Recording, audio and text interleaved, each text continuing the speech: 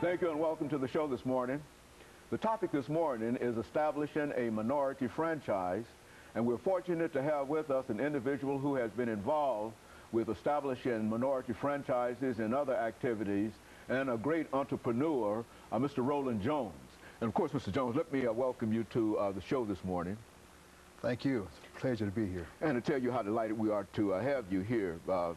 Jones, and I think that we indicated up front that you are a great entrepreneur, and that might be outstretching it in a real sense, but as soon as you give us some information about your background, education, and some of your experiences within the context of establishing minority franchises, I think that people will understand what we meant when we said that you've really been involved and you are indeed a great entrepreneur. Let's start off by talking about your background, education, and some of the things that were important in terms of your life that led you to us today.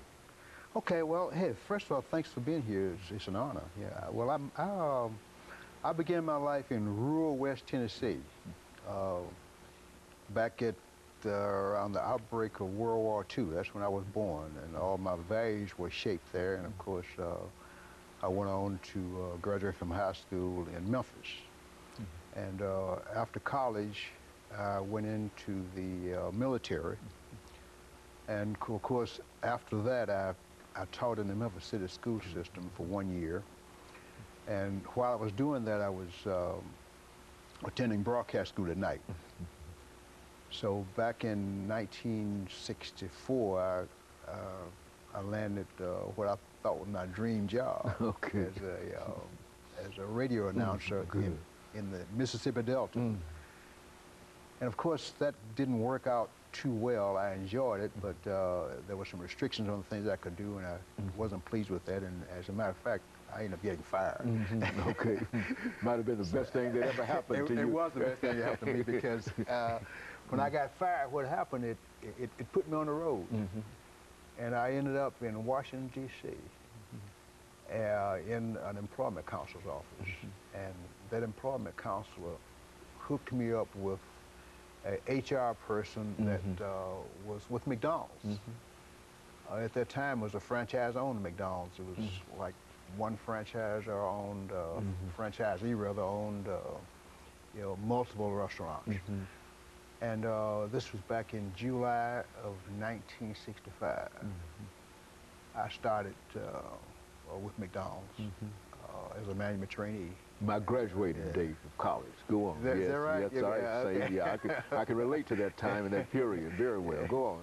Yeah. Well, you know the area there. Yeah, I know exactly. The era, I know exactly what you're talking about. Go on and let make our audience understand exactly what you're talking about. Well, I tell you what, it wasn't a pretty scene. It was hot. Matter of fact, July the 5th, and I was scrubbing trash cans, and fortunately, as a result of getting those trash cans sparkling clean, I got an opportunity to become a general manager in a very short period of time.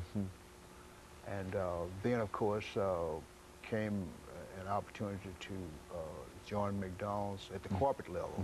Of course, broke racial barriers there.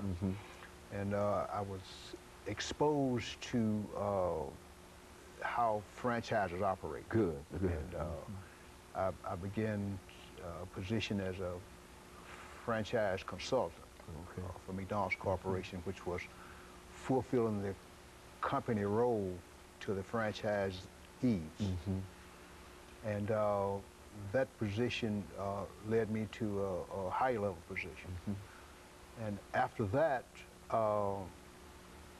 which like 12 and a half years, I came to Nashville. To become a franchisee then. And of course that gave me experience on the franchisor and the franchisee side.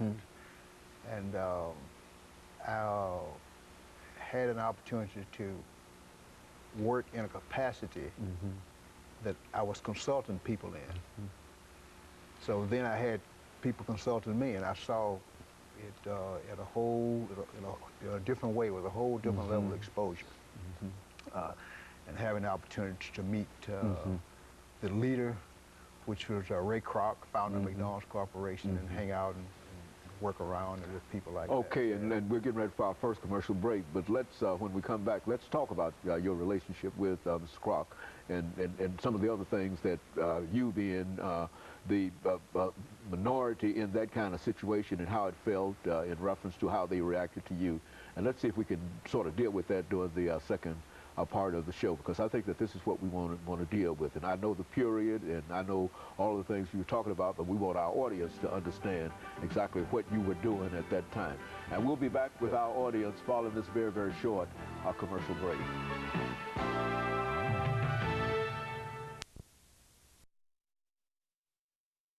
We're talking to Mr.